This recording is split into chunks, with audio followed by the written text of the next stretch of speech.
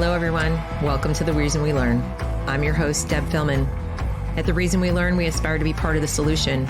The purpose of this show is to take a good, honest, potentially painful look at the way kids are being educated. We know we can do better, and this is where we'll talk about how. Let's learn something.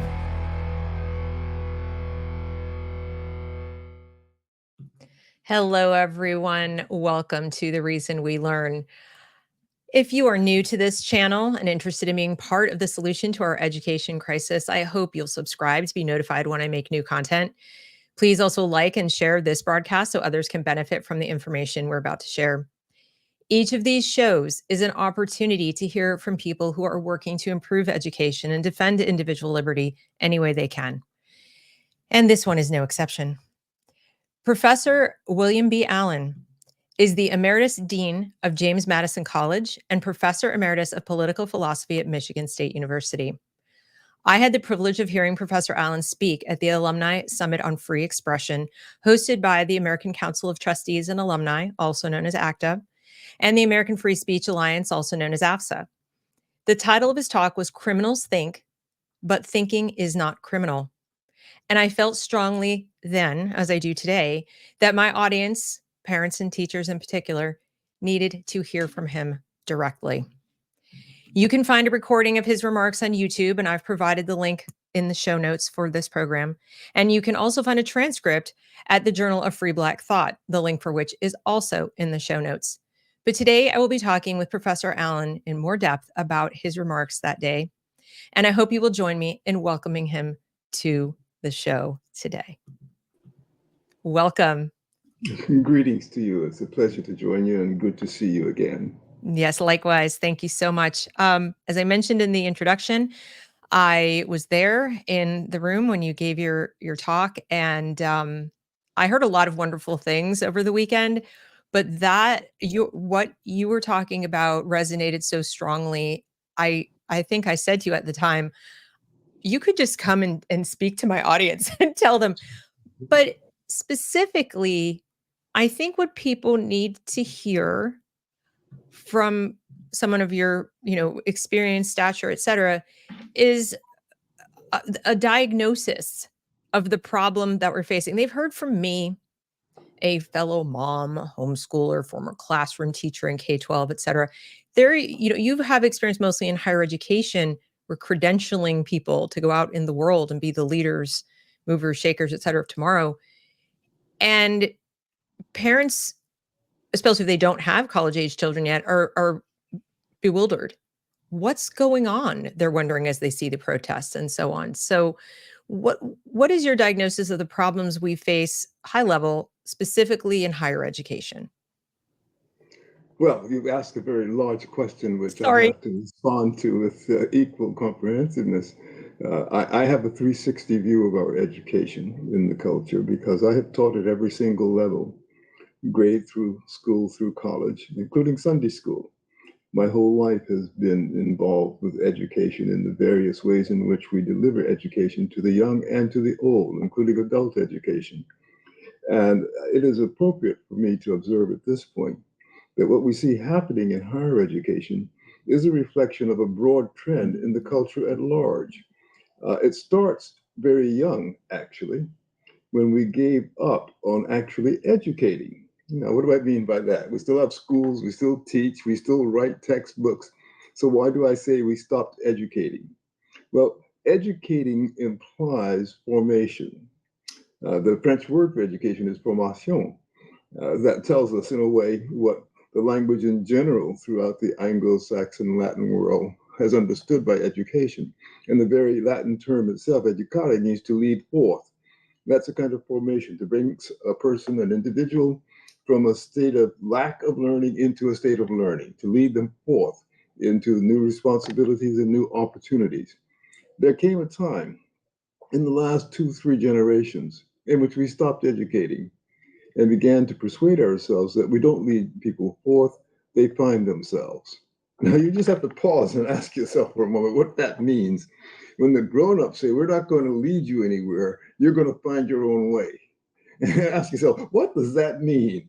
Well, what that means is what Dante described at the beginning of the Inferno, being lost down in the selva obscura, being lost in a dark forest, because these young people who are finding themselves have no idea what they're looking for, let alone where to look. And if we have abandoned the task of showing them where to look and what to look for, we shouldn't expect them to do anything but wander off course. So that gets me back to your question. And what you're really asking is, how did we wander off course?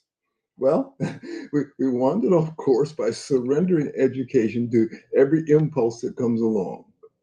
Take, for example, and I don't want to dive into the deepest questions immediately, but we can't avoid this, so I might as well say it. Take the current social virus of transgenderism, which affects so many pre-adolescents and adolescents. It is as much a virus or fad as the hula hoop was. And yet we see countless numbers subject to it in the absence of any other direction, being thrown on their own resources, and therefore having nothing to do but to explore wildly whatever options seem to present. And when the world is open to whatever option seems to present, what do you suppose is going to happen? I can tell you what's going to happen. Opportunists are going to exploit that. They're going to exploit the young to lead them into pathways that are not conducive to good, strong formation and development into mature adulthood. They're going to tempt them, as was said in one of the classical documents of philosophy, with confection, with candy. Instead of listening to the physician, they're going to listen to the candy maker. And those who listen to the candy maker are going to get not just their sweet tooth satisfied, but a lot of cavities. And we are seeing cavities run throughout our culture because of this refusal to educate. So that's the broad background. And then if I wanted to particularize that, and I'm not going to just go on and on, I want you to be able to speak to me and make your own observations and raise further questions. But if we wanted to particularize that, what we would say is, we have found educational institutions to have been infiltrated by those who care more about indoctrinating than teaching. Those for whom learning is not, in fact, a mission. The mission is to propagandize, cultivate, and direct those under their charge into preferences that are not necessarily the preferences the young people would have begun with themselves. And so we're in the throes of a revolution of sorts at the hands of the people who are the most unprincipled, opportunist, and in many cases who wish to see society overthrown. They wish to see a general revolution in the society, and they will do anything at any cost to accomplish it. That's why one of their offshoots, beginning in the 1980s, came to be called By Any Means Necessary, BAM. That was an activist group, which is part and parcel of what you're seeing on campuses now in the pro-Palestinian protests. It was part of BLM, Black Lives Matter. It was part of the Operation Wall Street. It's part of all of these efforts to deconstruct the present society.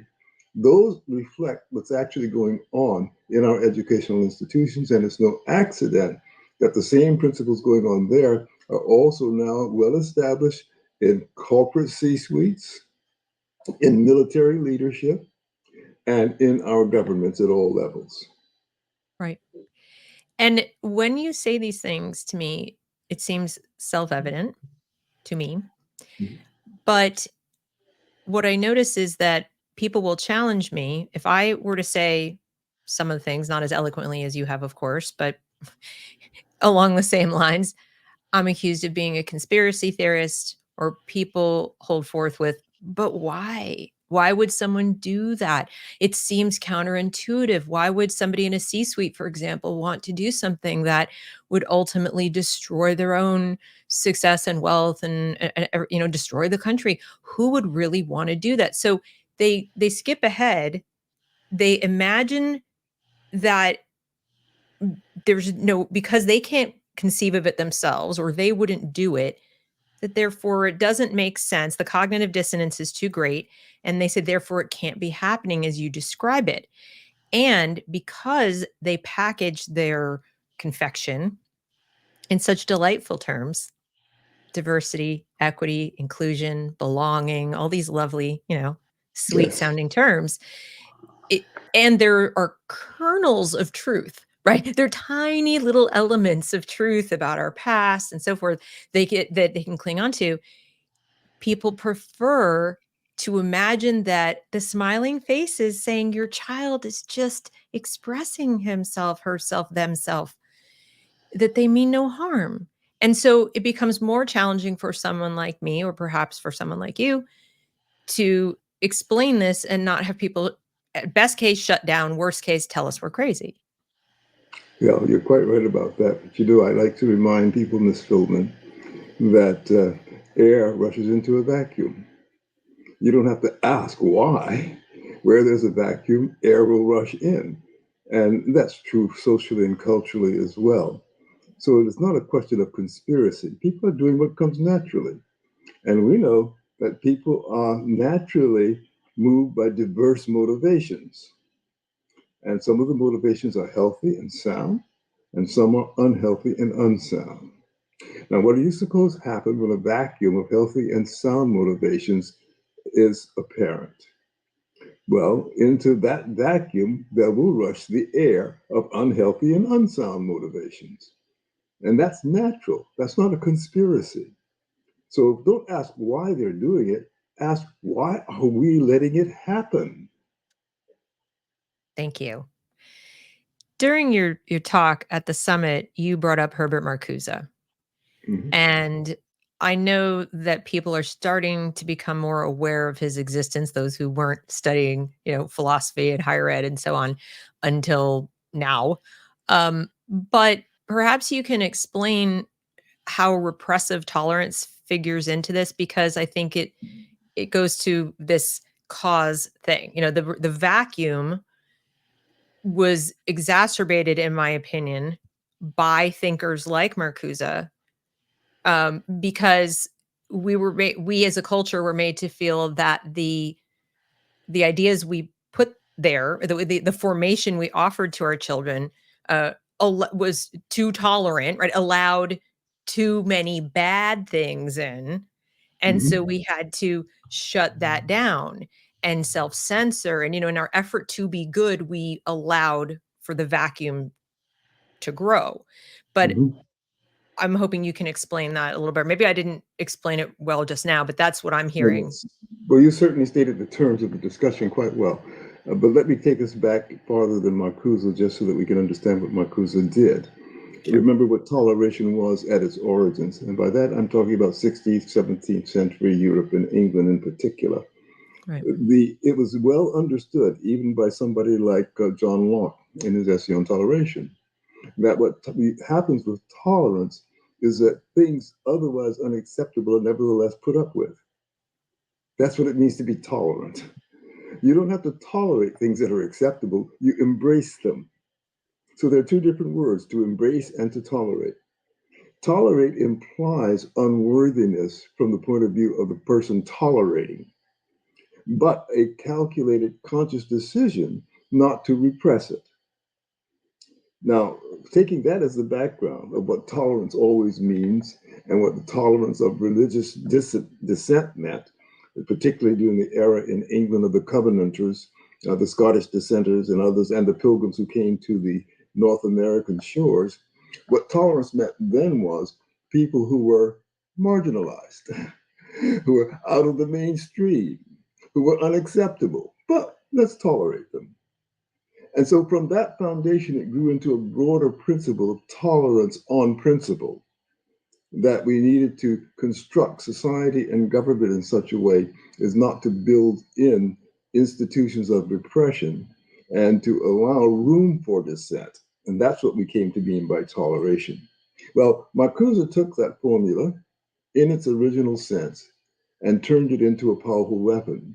So he had a kernel of truth. As you said before about others, there's always some little truth involved.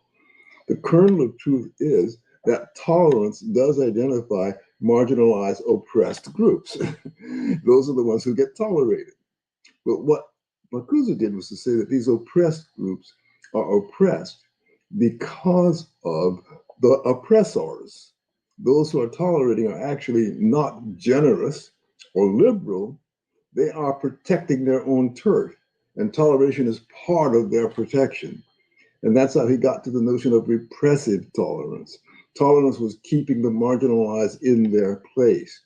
And so we've adopted a number of terms to express what he was talking about. We refer to the disadvantaged, the outsiders, all the various things, the underprivileged, and we contrast them all with the so-called privileged, and they are the oppressors. And so he became the turning point to move from a general principle of toleration as a liberal principle to identifying it as an instrument of power in the hands of majorities, in fact, in the advanced systems, who are only interested in perpetuating their control and use tolerance to establish and maintain that control. So he informed all of the New Left as it emerged in the late 1960s into the 70s. And his most prominent of adherents, we do know, even when we don't remember Herbert Marcuse, it was Angela Davis. Angela Davis, who became, of course, part of the Black Power movement, a Black Panther, and who inspired all the movements since then that I've mentioned, such as By Any Means Necessary, BLM, and even the pro-Hamas protesters, and who is herself a dedicated revolutionary whose primary mission is to overthrow the society and culture in the United States, which she sees as fulfilling the teaching of Marcuse. So those teachings are part and parcel, not of mere attitudes, but of a campaign, an orchestrated campaign that has infiltrated our educational institutions and our leadership institutions. So we ask, why are generals in the army subject to it? Because they were trained by it. Why are our corporate CEOs subject to it? Not because they don't want to make money or they don't want to keep their institutions alive, but they were trained to think this is how to do it. And so they pursue ESG policies because that's what they were trained to do, even though they're part of this very process I'm describing. So what we have is an elaborate cultural matrix, which has now been shaped by those who want to reshape culture. And therefore, there is no way to deal with that other than to change the matrix itself. And that starts, of course, by saying, stop teaching this, stop requiring it through government, stop tell stockholders, shareholders, and companies to stop putting up with it in major corporations. Across the board, there's no way to deal with a cultural matrix that is undermining the culture except by saying no to it. Why do you think it has taken so long? In other words, why do you think this took off as well as it has? Well, it took 60, 70 years. So it's been a gradual True, process. It's been a but gradual process. it's so destructive. It is destructive. The outcomes are so negative even for those, or some would say especially for those it alleges to help. Well, let me give you an answer to that I published some 20 years ago in my book, The Federalist Papers of Commentary, which I closed with an epilogue. Now, that book was written and published in the immediate aftermath of the fall of the communism, of the wall in Eastern Europe. And you know, our society was in a triumphal mood. The president at the time was celebrating a new world order and telling us that we have proved that capitalism works. And on and on. We kept telling ourselves we are victors and the world has changed and we have changed it. And now it's a unipolar world and we're the only power that matters.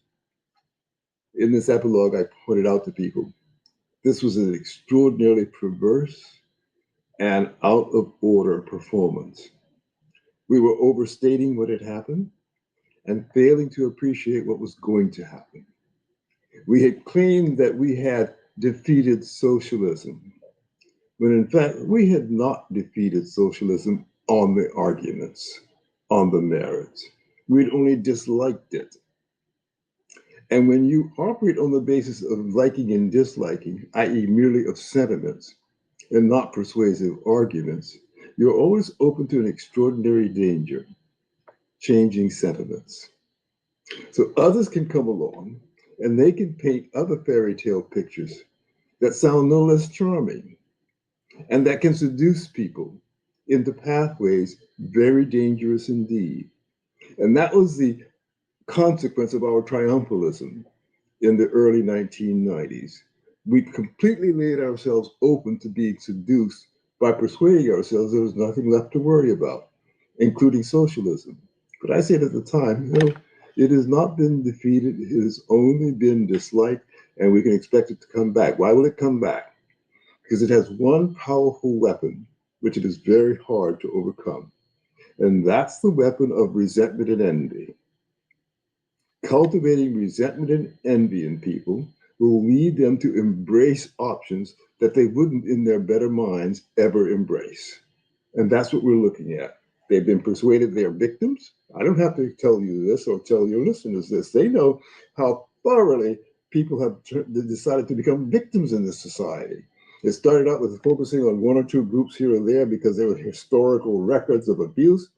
And guess what? All we've done is multiply the number of groups who claim to have been historically abused. Everyone a victim. And everywhere you turn every day, there's a new category of victimhood. Well, that's only appealing to resentment and envy. Right. And that's how we got where we are. What would have been, or should now be, the argument against it? The one we didn't make, and the one so we couldn't win it because we weren't making it. Oh, the chief argument is the argument that I insist upon making when I talk about American national character, and that's the argument from agency. Because the one thing that you abandon when you pursue this politics of envy and resentment is you always pursue it with the expectation that somebody else is going to take care of you or give you something you don't have, right? Well, that means you want to become a patient. You might as well go into the hospital ward. You don't want to exercise agency and look after yourself. And therefore, I emphasize the importance of taking responsibility for oneself, remembering what self government means. It doesn't mean having institutions on a hill in Washington, D.C., and it doesn't mean separation of powers and checks and balances. It means every single person governing him or herself.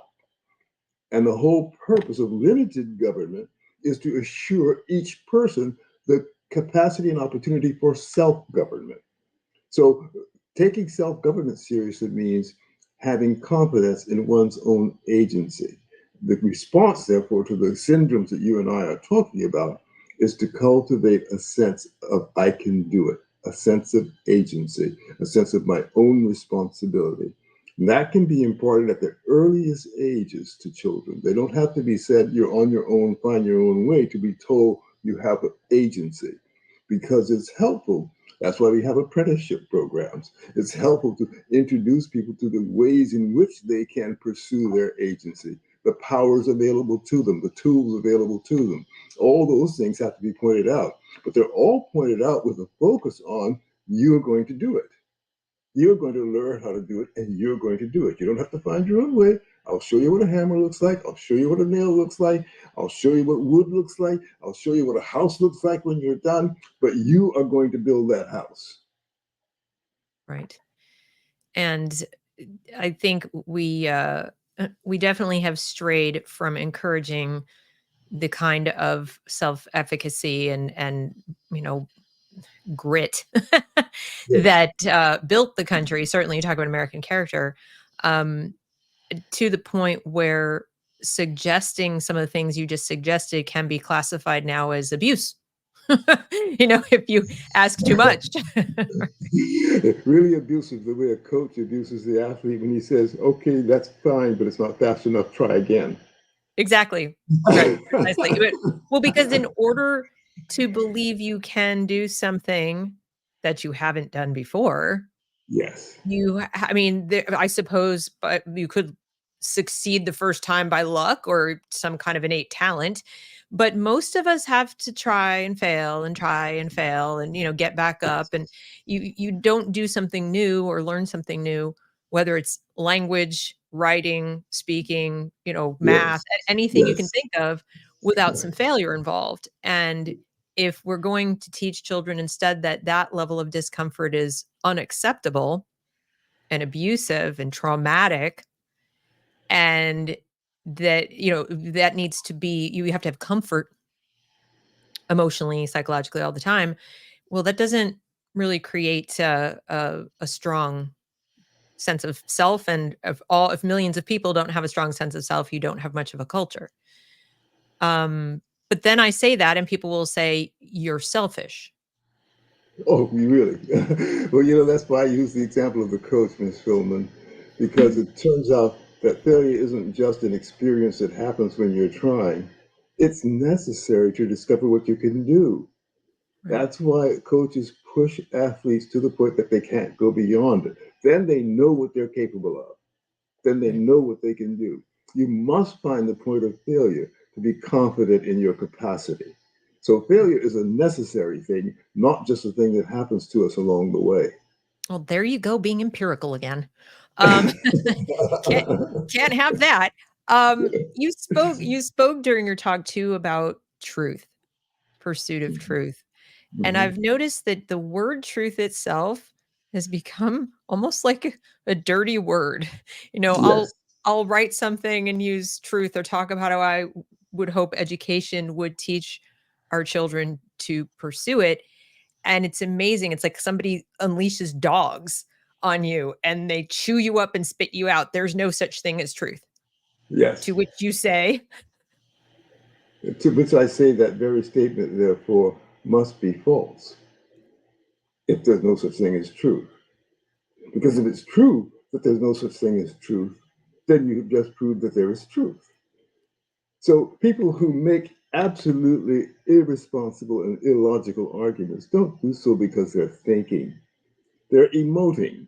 And you described it correctly when you said they come after you like dogs. They come after you like rabid animals. They are not thinking. If they were thinking, they would not put themselves in logical traps. So that's why you hear so often is, I have a personal truth. Well, there's no such thing as a personal truth. The idea of truth is what is impersonal, what you don't get to fix on your own. You can discover it, you can't create it. And therefore, being subject to reality and recognizing that you're subject to reality is all that one means by truth. You can jump off the cliff under the false impression that it will not hurt you, but it will be false. And if you wish not to be hurt, then you will want to discover the truth that that is false. It is as simple as that. And so don't stop talking about truth, Miss Philman. oh, Simply point never. out to those people that they are the ones who are making false claims.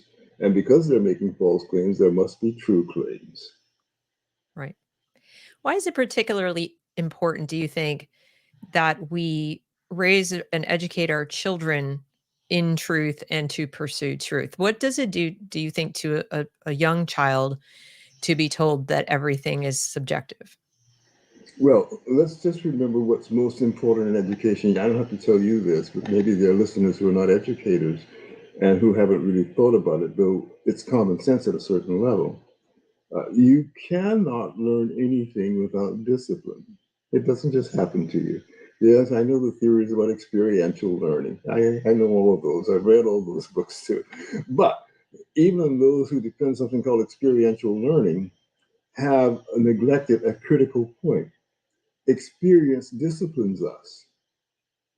The experience of getting wet in the rain is what induces us to raise umbrellas. That's discipline. Every systematic practice to acquire and deploy knowledge of the world around us and the people with whom we interact represents discipline proceeding in a systematic way. All we're saying with children and training them, educating them, is we're getting them to the point where they can acquire discipline and be self motivating.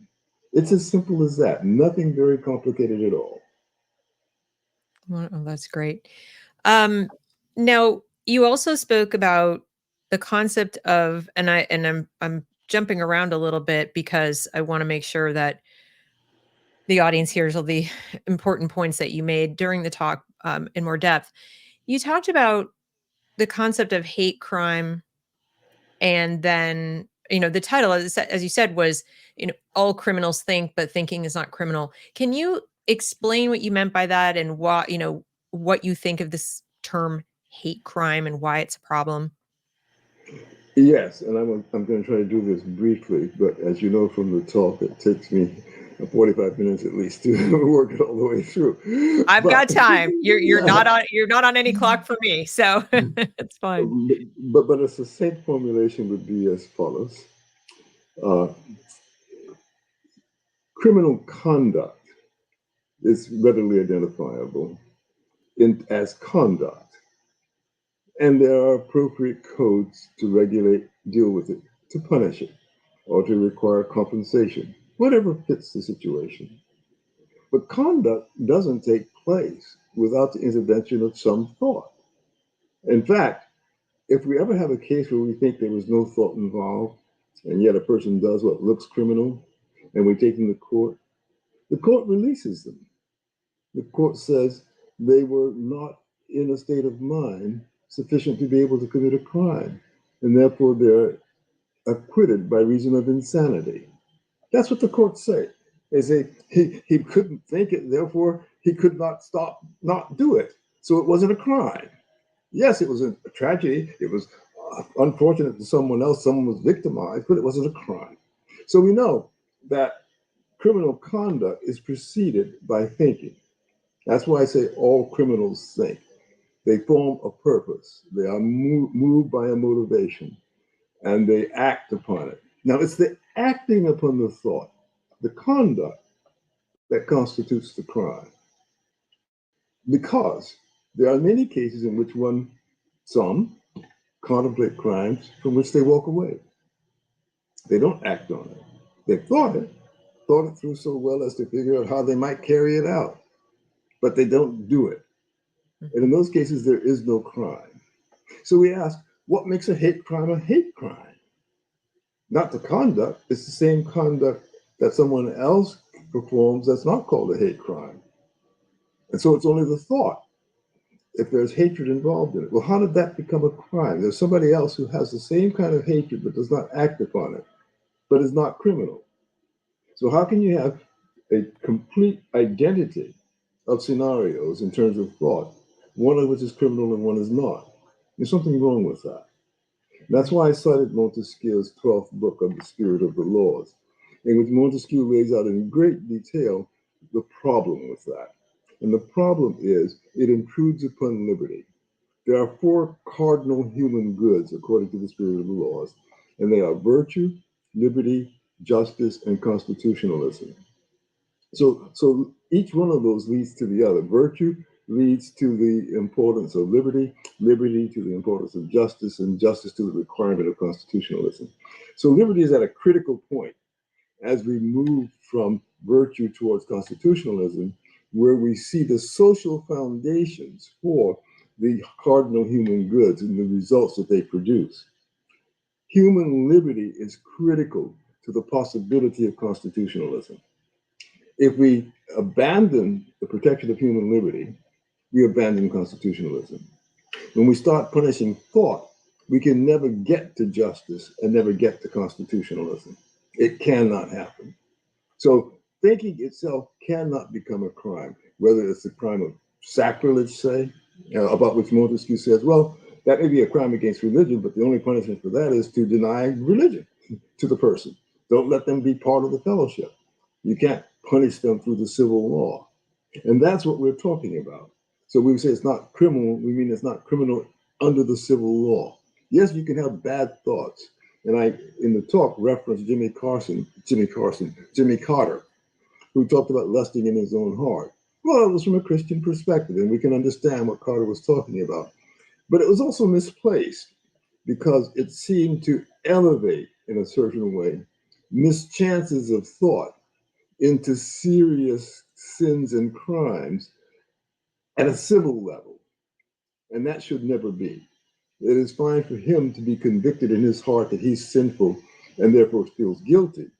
But no one else should take it upon themselves to think he should be punished for it, because that would intrude upon liberty itself. And if you intrude upon liberty, you cannot get to justice. And without justice, you cannot get to constitutionalism. So we say it is not the thought that makes a crime. And in that sense, therefore, a hate crime cannot be punished on the basis of the thought. the basis of the hate, only on the basis of the conduct. And then we ask ourselves, well, are we enforcing the laws impartially and fairly if people who commit the same conduct are subject to different degrees of punishment, different penalties? And the answer is no. That's not fair. That's not equitable. That's not just. Right. I think we are rapidly coming to a point in our society though where you say liberty and people misinterpret liberated, and Yes. they do not have a concept of liberty. So when if you wouldn't mind defining the term for the audience as Montesquieu meant it, perhaps even virtue and constitutionalism while you're at it, because unfortunately, language has been corrupted to a point where I've had, earnest, well-intentioned audience members not know what liberty means.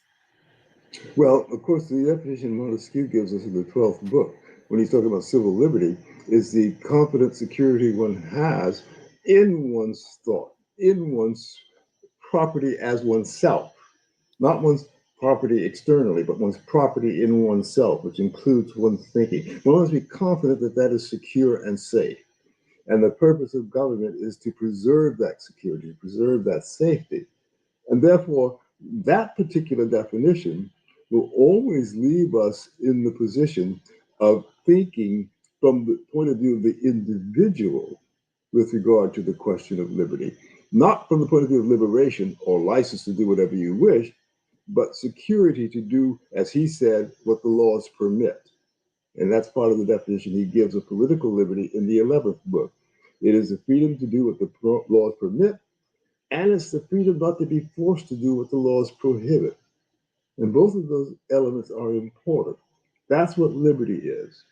So the idea that liberty is mere individualism is mistaken, or anarchy, if you will, is completely mistaken. It is social. That's why we move from virtue to liberty to justice. We're talking about the development of social relations, social obligations. I've said in my most recent talk for the prize that was awarded to me by the Bradley Foundation a couple of weeks ago that the individual only comes to existence in a crowd. There's no such thing as an individual who is a hermit. Right. Anyone who's completely alone can't be an individual. To be an individual, you have to discover yourself amidst others. It is an experience that results from a collective existence. And so liberty only can result in the context of a collective existence. And it has to do with the mutual guarantees and securities we afford one another in that collective existence. So our definition of liberty cannot exclude our relations and obligations to others. Right. Chief amongst them being, where you end and others begin, and you don't go there Yes, without permission. yes, exactly. Right. So, Yeah, that's critical, and therefore you can see how we get to constitutionalism, right? Because constitutionalism is really nothing more than those institutional governmental arrangements which make that relationship secure. That's what it's about. That means the government must be limited. There right. cannot be any such thing as absolute or arbitrary power, because absolute or arbitrary power overwhelms that security in terms of one's relationship to others. Right. It's actually it's supposed to be a peaceful way of resolving problems, Yes. as opposed to the way things were, thousands of years, well, maybe just 1,000 years ago, or today in some parts of the world, where it's just who has the bigger stick, right? Or boom boom stick. But when you And put it that way, I would emphasize that's precisely what Montesquieu is talking about, because he says we make the mistake of thinking politics comes first and everything else is a reaction to politics. And he says, no, that's not what happened. What happened is power came first. And what politics is the way to limit power, to impose discipline, social discipline on power. So politics is all about limiting the power of government. And where government is unlimited, there is no politics. right.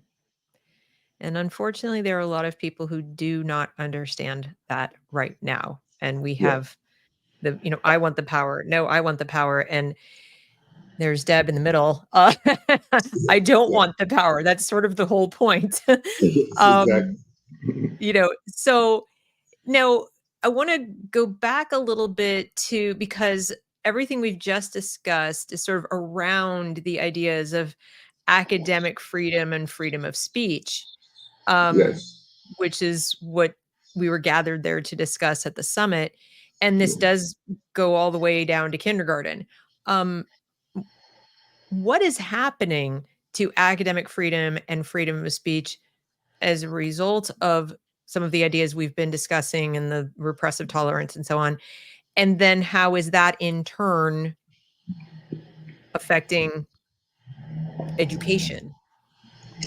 Well, the first thing for me to observe is that we have been terribly confused about the difference between freedom of speech and academic freedom because they're not the same thing. Freedom of speech is political, and it therefore is part of the broader culture. And it carries through to institutions of higher education, to be sure. We don't give up our freedom of speech because we go to university. But academic freedom is a different subject altogether. It's related to the mission of the institution of higher education. And where the institution is committed to free inquiry, to discovery, it is important not to intrude upon the right to ask questions. That's what academic freedom is about, to be able to raise questions in that context, which is set aside for that purpose, and to go wherever reason leads you. And so to impose artificial limits on that inquiry is to defeat the mission of the university. And so we have no business canceling people or closing out of the university particular questions. And I'm leaving aside for the moment the very special status of dedicated institutions such as religious universities that have a doctrinal commitment, which is part of their mission.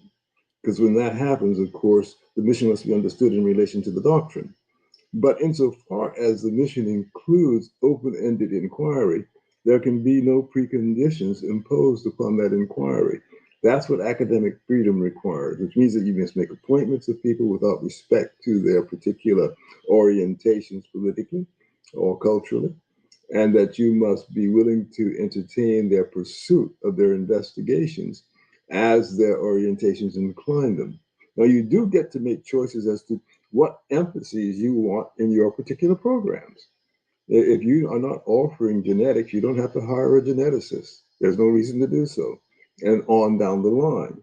But once you've hired a geneticist, you've got no business telling the geneticist what the proper questions of genetics are. That's what the geneticist's whole job is, to discover and to pursue. So academic freedom means not intruding upon the pursuit of the questions that are at the heart of the disciplines that are represented in any given institution. Whereas freedom of speech is purely political. It is a dimension of our dynamics as a free society. And so, yes, we could have, for example, on any university campus, a presentation that's purely political. As so far as it's not otherwise ruled out on that campus for other reasons, having nothing to do with the speech itself, then there's nothing wrong with being able to express yourself freely on political or cultural or social or moral questions. But that's different from academic freedom. And it's very important for people to make that distinction each time they talk about these questions. Mhm. So where does something like DEI figure into, for example, the academic freedom? This comes up a lot with my audience. They still struggle to understand how DEI corrupts academic freedom, academic inquiry, again, all the way down to kindergarten. What does it do? Well, I like to refer to it as DIE because wherever you have this program in place, that's where ideas go to die. And what it does, of course, so, to give you just one example, the DEI, it's an administration. Every time you hear the expression, you're talking about an administration and an apparatus, which has become quite elaborate and quite expensive. And what it does, among other things, for example, is impose upon new hires and faculties the requirement to sign an oath of fealty to the principles of DEI, the pronouns you can and cannot use, the things you can and cannot say. In other words, This is an imposition of social and thought control. That's what it is. So DEI on the campus is actually a prototype for broader attempts to institute social control. And we see this in other countries already, and China has perfected it, of course. But it's not absent throughout much of the Western world, and it's present implicitly already in the United States. It's what animates the activity of the United States military under the directives of the current administration. And we see it in many other institutions as well. So DEI isn't just a set of ideas. DEI is an elaborate administrative infrastructure which aims to achieve social control. That's what the problem is. So, as I said earlier, it would seem that by the time a student gets to college and faces these, I call them commissars, but the DEI directors in each department or the professors who are in sync with them, um, it the die would seem to be cast. In other words, if you took someone who had been homeschooled and let's say a classical tradition away from all of this from, birth to 18 and sent them off to Harvard, I would imagine it would feel like being on the moon. I mean, or on Mars, someplace completely foreign, but that's not what we have, is it? No, it's not at all what we have. I read a very excellent piece by a young woman whose name I cannot remember in the Journal of Free Black Thought just a day or two ago, describing her experiences going through MIT and running into that chainsaw and what it took for her to grow out of it. And it sounds traumatic. It's been a searing experience just to judge from her narrative. And I think this has happened to many people. And she went in predisposed to believe it.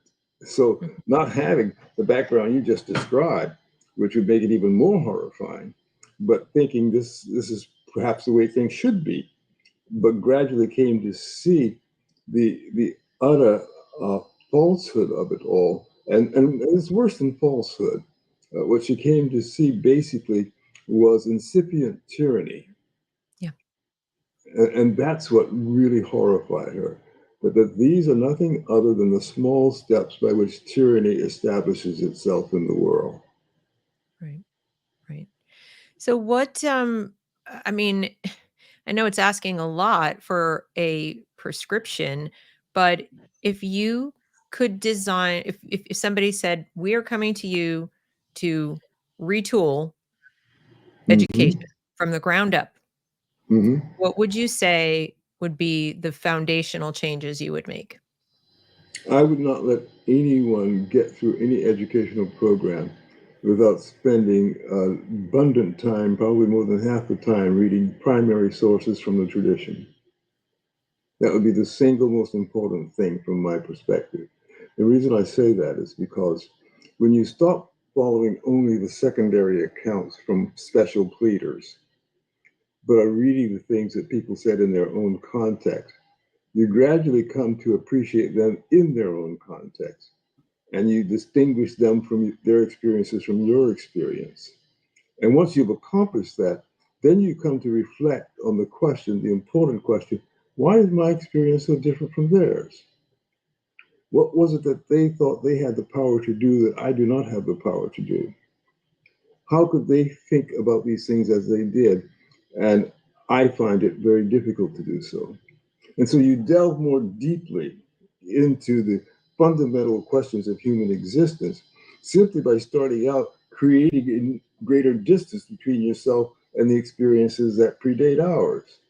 That's what I mean by that is you go back to these original documents and you discover fresh questions of inquiry for yourself from the very example of them. It's not so much that they will answer your questions, Mhm. but they will awaken in you a sense of the power to answer your questions. And so I would require people to spend probably more than half their time in primary documents. Mhm. Now that would seem to work very well at the high school level, but for the younger grades, for example, there's a raging debate between the traditionalists who feel very strongly that the early years, let's say up through, at least age 8 or so, should be spent in acquiring the tools, the skills for learning, reading, writing, Well, basic mathematics, things like that. And then let those me who say, no, no, they should be made to feel good about themselves and to love learning. let me tell you how I responded to that 50 years ago, almost 50 years ago. I have a son. My second child is a son, and he had the mildest impediment as a youth, a very young youth. And therefore, my then wife and I decided he should have a little speech therapy. And we retained a therapist to work with him. And as she began working with him and training him along the way, uh, I'm sorry about that. That light went out and I can do anything about it. But That's all right. for the time being, I need a bulb replaced and we don't have time to do that. It's okay. But at all events, to finish the story, I said to her one day as they were developing their work and their relationship, well, why don't you get him to memorize and recite the Gettysburg Address as part of his learning to overcome this? And her response to me was, oh no, he could never do that. He's much too young. And he was in fourth grade. Now, I knew that when I was in fourth grade, I memorized and recited the Gettysburg Address. So I ignored her and I had him do it on my own. And he did it quite successfully. And of course, he wasn't long after completely free of any sign of impediment, whatever. And he's a highly well-spoken adult these days. So there are lots of educators who underestimate the young and who think they can't deal with old documents because that's not the way we speak now, or can't do this because they're too. None of that is true. I can't say that loudly enough or often enough. Youngsters, I read books when I was 5, 6, and 7 years old that nobody thought a youngster should be reading. They can read more things. They can accept these challenges and they can perform well in doing them. And so I think we have to begin by simply refusing to cede the conversation to those who think they know what young can do. So somewhere between. In other words, it sounds like you would agree that young children should be learning to read and write. In other words, have those foundational skills, but that we shouldn't relegate them to picture books. And Yeah, we shouldn't exactly. we shouldn't baby them and or hand them graphic novels and things that are engaging and Yes, fun by adult projection. that's right, because nothing is more important for a child and more powerful than to engage their imaginations. And they do that far better, not with just pictures, but with reading and thinking through Mhm. expression itself. When you were speaking earlier about reading the primary documents and having that help you formulate questions about why that person's experience is different from your experience, that's what I got out of literature, and that's one of the things I find so disturbing about the movement away from the classics, away from fiction in general, especially historical fiction, even though it's not a primary nonfiction document. If the book was written at the time, let's say there's fiction written during a period, let's say Jane Austen as an example, or Hmm. Victor Hugo, things of that nature. Hmm. You at least I did. I got so much more out of these books for the reason you gave, that I'm reading about people, and especially as a female, I'm thinking, "Oh my god." You know, like, I Yeah, am so fortunate that I am alive now and not then, and what did they have to go through that I don't? You have perspective, not just yes. context. Yeah, no, there's no doubt about that. And you learn things that help you too. I did it as a child as well. When I was 12 years old, I had a very unfortunate bicycle accident and lost my upper four front teeth. Just at the time I was entering oratorical competition. You can imagine the effect that had trying to speak I with don't have to, clarity. it happened to me. Oh, I had okay. Well, I had the same accident. These aren't you know, mine. you know how difficult that I is, right? do. And so what did I do? Of course, I practiced elocution. But how did I advance that? Well, I had read the whole illustrated classics and other things when I was still younger, and I had read Demosthenes and his experiment with pebbles in order to acquire elocutionary skill. And I copied Demosthenes at age 12. And I didn't use pebbles, I used small marbles in order to practice speaking with clarity without having to expose my upper broken teeth. So all of these things are there for the young to grasp if you just put them in front of them. That's my point. That's wonderful. So do you personally encourage people towards any particular style of education? So knowing what you know about the schools right now, if a friend with young children came to you and said, I'm thinking of sending my children to the public school down the street, do you have any advice for them? Or do you have, I mean, Yes, I do. When I had to make that decision, I took my oldest child to the public school because I was really committed to public education, remain so. And they have an orientation period in the spring before the fall when the youngster is going to start initially in school. And they put them through a series of not very complicated tests. And then they end this with a brief interview with the school principal. It was all done with great formality. And so the three of us, my daughter and my wife and I, sat there in the principal's office, and he's looking at the work she'd done during the time she'd been being oriented. And he had a very avuncular approach and attitude toward it. And he looked at her handwriting and he said, very good. She obviously got good literary skills because she could already read and write and all. So he appreciated that. And he looked at her writing out her numerals and noticed that she reversed her 9 and maybe her 7. I don't remember if she reversed the 7 or not, as most young people do at 5 and 6 years of age.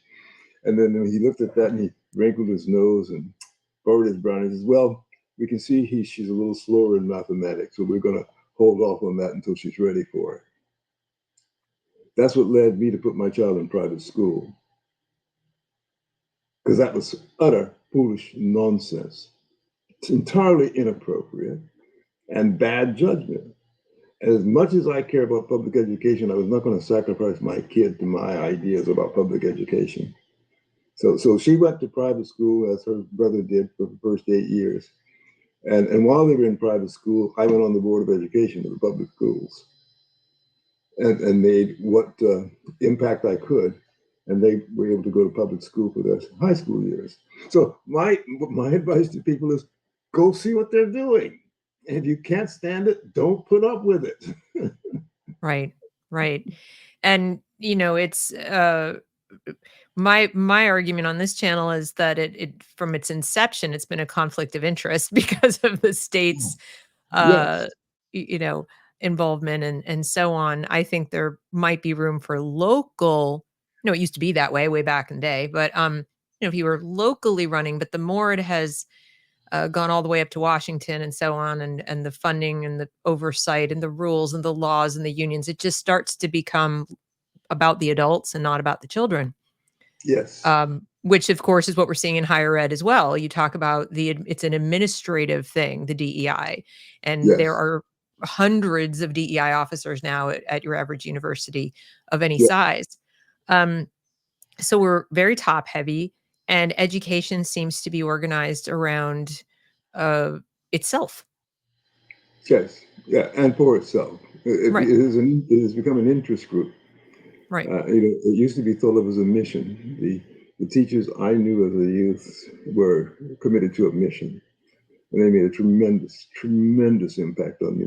My first, second, and third grade teacher was the same teacher those 3 years, and we remained in close correspondence and also visited back and forth throughout the remainder of her life, which was some 70 years after I left her classroom before she passed away, because we bonded that tightly. And there mhm, were others of my teachers with whom I had the same experience. They had a mission, and they made a huge difference for me, and for my classmates, who therefore also had a huge influence upon me. So I think remembering that it is about the children and the commitment to them is the most important thing. right. If you had to put into words what you think her mission was, How would you describe that? Well, the way she described it to me in my first year was to enlarge my sense of who I was and what I could do. And she's the one who said to me very early on, well, if you just read, you can go anywhere you want in the world. I mean, she put it in those terms because that's the term that the child can understand, right? She was absolutely right. And I was already reading, but she set me off on an extraordinary reading career just with that admonition. And I think that little admonition sums up her mission. She wanted each of her students to discover their capacities, and she gave them motivation to do so. Sounds very much like Marva Collins. I'm a big Yes. fan of Marva Yes. Collins, and she said many similar things. Yes, I used to Um, correspond with Marva Collins years ago, decades ago. yeah, she's quite a force of nature. Um, but I've asked my audience many times to step back from the looking at the veins on the leaves on the trees when they come to me with curriculum. Look at this, and I say, all right, step back. What is an education in your view as a parent? What is the point of all this? What is the project that you are working on as a parent? And that is they sort of freeze like, they've never been asked. They haven't even really thought about it. They thought their job was to get their child through school or to help them be college and career ready, et cetera. And then to help them, I say, look, let me give you mine. I am raising an adult, That's a, exactly a, a fully functioning self-sufficient contributor to the planet, to the society, et cetera, who is happy, that's it. healthy, well-adjusted. That's it. It's my job. That's the answer. That's the answer I give as well. I said no. The job is to create a mature adult. Period. Right. And to that end, schooling and education are not synonymous. Right. And I was wondering if you could add your thoughts to that statement. So if I make that statement, you elaborate by saying what? How would you define Well, education? I have to repeat it because that's what I have said to people. The same thing you just said. I mean, it's as if you and I were standing side by side and you got asked that question. And I've always given that response. And I don't go beyond that because the point of a mature adult is, of course, to attain self sufficiency. And anything I say about what the mature adult is going to do intrudes upon that self sufficiency. I'm not Mhm. willing to foreclose what that life is going to be like. Mhm. That I'm only wanting to prepare the young person to make those decisions and judgments and to Right. lead that life. Right. I have no trouble saying my hands are off. My youngsters went to college. I didn't abandon them, of course. I gave them a gold card in case of emergencies, but but I did tell them they were on their own now. Right. Right.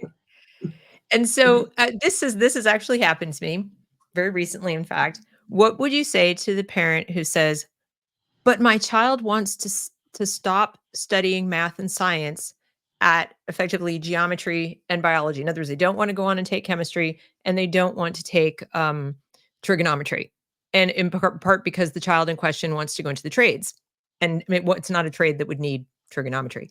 Um, and my comment was, okay, this is a 16-year-old who knows exactly what they want to do with their life. They have a goal, and they feel like they'd be better served going to work and taking fewer classes and getting a first job, and saving money and things of that nature. They have no interest in going to four-year college. And so I'm hearing this and I'm saying, what is your concern? But don't people need to have chemistry and trigonometry? And I'm just sort of speechless. Well, What would you say to that parent? What would you say to that parent? well, I would say, don't you know your child? That's what I would say. You have to know your own child. It's not a question of what people need or what children in general need. It's what your child needs. And if you're in a quandary about that, then you got a problem. You haven't gotten to know your child very well, and you need to start again. Because children are always going to say, I want this or I want that. And they're sometimes going to do it well informed and sometimes ill informed. But when my son said he wanted to quit piano, I said, sure, go ahead. You have to be the one to tell Miss Holmes, who was our piano teacher. Well, he couldn't get himself up to do that. And he was 12 years old when he said that. and he was still studying piano when he graduated high school. That's funny. He wanted to make How that decision. how badly do you want to quit, right? But he didn't want to take the responsibility of saying to Miss Holmes, I want to quit. Well, if you can't do that, you can't quit, period. Right. So if the child is saying, here are my reasons, I don't think I need this because not just it's hard, I don't want to do it, but I think I would rather use my time to learn these other skills or to do something different. And I'm always struck by these questions, and I get them a lot. I get them from parents quite a bit. But see what's going on is the child is trying to pass off the responsibility for the judgment to the parent Right. when they make those arguments. And the parent's job is to hear the child, but still to require the child to take responsibility for the judgment, not Right. to allow it to be passed off. Right. And not to make it for them. Right. That's I mean, precisely it. That's it's not exactly what I'm fatal saying. if Yeah, you don't take the course and then it's you not realize later you fatal. need it. Yeah, it's not fatal. But don't believe I'm going to tell you it's not useful. I won't tell you that. Right. You're going to have to accept the responsibility at that point. That makes sense. I think that's a great way to put it. I'm glad I asked you because that seems to be where parents struggle, in part because the way schools are organized around adults now, Hmm. they derive legitimacy for that by claiming to be experts above and beyond the parents on their own Yes, children. And so it sort of infantilizes parents, and then parents and end up, even with very young children, deferring about what their own children need and even about what's useful. yes, So they don't feel comfortable even to their own children saying, this is useful. This is, you make your own decision, but here's why it's useful. They don't know. yeah. Well, but they can know. That's the point. Yes. And if they Right. say they don't know, it's because they're not making a real effort. I'm not Exactly. going to let parents off the hook that easily. No, no, no, nor do I. It's a fine line because I don't want to be adversarial. I want to empower parents, but at the Yeah, same time, I want to empower parents. I want to remind them they are adults. They are not very big children, and the right. state and the schools are not their mommy and their daddy telling them what they need. And Exactly. you, Exactly. if you want your children to respect you, you kind of have to start with yourself. Yes, exactly. Well, So, so we're in a big agreement with that, Ms. Billman. We are. okay, all right. Well, I was just curious where you stood on that. So I think we've pretty much covered the topic as far as what we set out to do. Um, so in closing, I suppose it's a big question, but are you optimistic about our republic? I mean, I can say about Well, education, but if well, we yeah. everything's on the line as far as I see it. Uh, that's a complicated question, and I'm not going to, in the time remaining, be able to give you an adequate response to it. Okay. But I will tell you, I am optimistic as a first level of response. I'm Okay. optimistic about humankind. I'm optimistic and completely confident in God's providence. And I believe that things will be unfolding in accord with God's providence. Having said that, I make no commitment to what will happen to this republic. I don't think it's likely that we'll ever be forced into a Carthaginian peace, but I can't promise that we're going to be around as a republic. I remind people there's no heaven for nations, and nations do die. But that doesn't mean that human beings are without hope of salvation. Mm-hmm. Mm-hmm. And I like to keep it in that perspective. Yes, I would like to see this country attain far greater longevity than it has thus far. I'd like it to last as long as Rome, and better yet, as long as Sparta and beyond. And we're only a little more than halfway into the Roman longevity and a long way to go before we reach the Spartan. And I think it would be wonderful if those things were to happen. Mm-hmm. But I don't hang a great deal on the prospect that that is what's going to happen. because I think there are more important things. That if there is no longer a United States, that doesn't mean there will no longer be humankind on Earth, and that it may not live a worthy life. Right. And about that part, I remain confident. I think that we have fallen into some very poor syndromes in recent years, but that's happened before. And I think that the prospects of recovering, whether in this country or otherwise, are still good for us. I think the examples are not going to disappear. If that were the case, I wouldn't do the work I'm doing, because I'm quite persuaded that most of the work I do won't come to anybody's attention until long after I'm gone. So, well, not if I can help it. But I do have a couple. I have a couple more questions, because when I was listening to you speak, and even today, I kept thinking, I wonder who his greatest influences are. I mean, other than the Bible, okay, because a lot of people give that as the answer. What would you say are your top? Let's pick a random number 3 influences in terms of thinkers, or who do you go back to for intellectual and moral sort of sustenance? Well, I'm not quite sure I can answer it in the terms, but I can certainly tell you what has shaped my experiences. I begin with Aristotle, whom I read when I was 12, and became passionately interested in the topics that he brought to my attention at that time in his work, De Partibus Animalis, of all things. And so I ended up spending a long time intending to become a physician. But that was important because it structured a great deal of my study there afterwards, even though I didn't go to medical school, chose not to. But in addition to Aristotle, I've been obviously terribly, terribly influenced by George Washington, whom I discovered quite by accident, simply because my disciplined approach in teaching led me to include his works in a broader course on the origins of political parties, where for the first time I discovered he was a serious intelligence and the primary contributor to shaping the new United States of America, the founding itself. That was of vital importance to me. You know, my work on Montesquieu has persisted for over 50 years, and so you would expect that to be important in developing my ideas.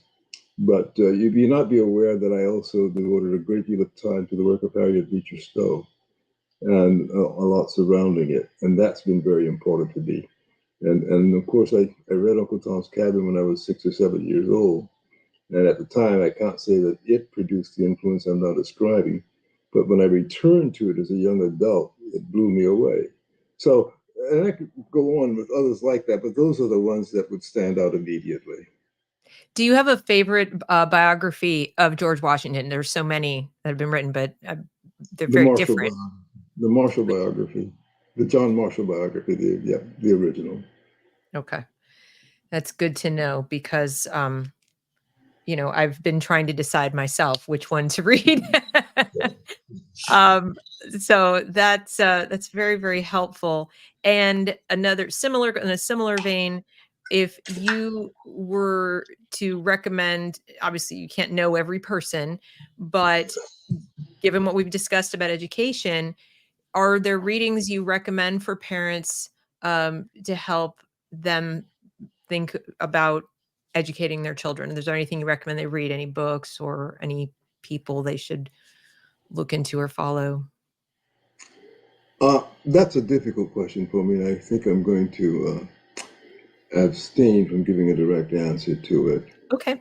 One thing, I don't read much in the what we might call the education industry. I've read I some was in thinking more the philosophically.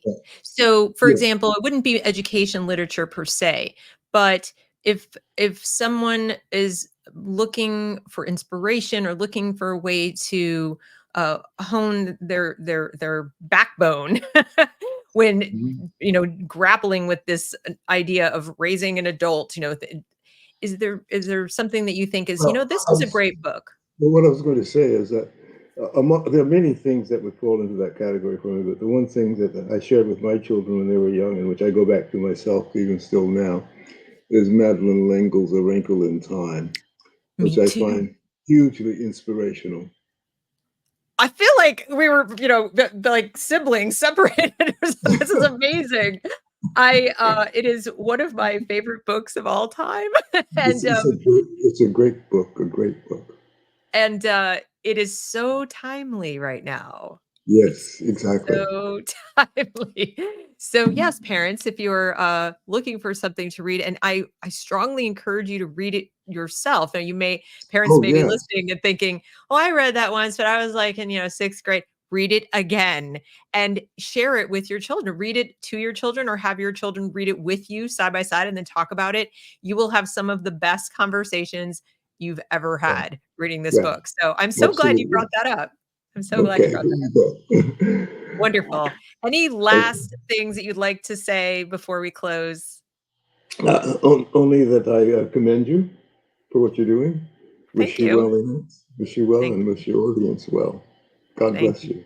Thank you so much. And thank you so much for joining me today. Again, to the audience, please like, share, and subscribe to the channel.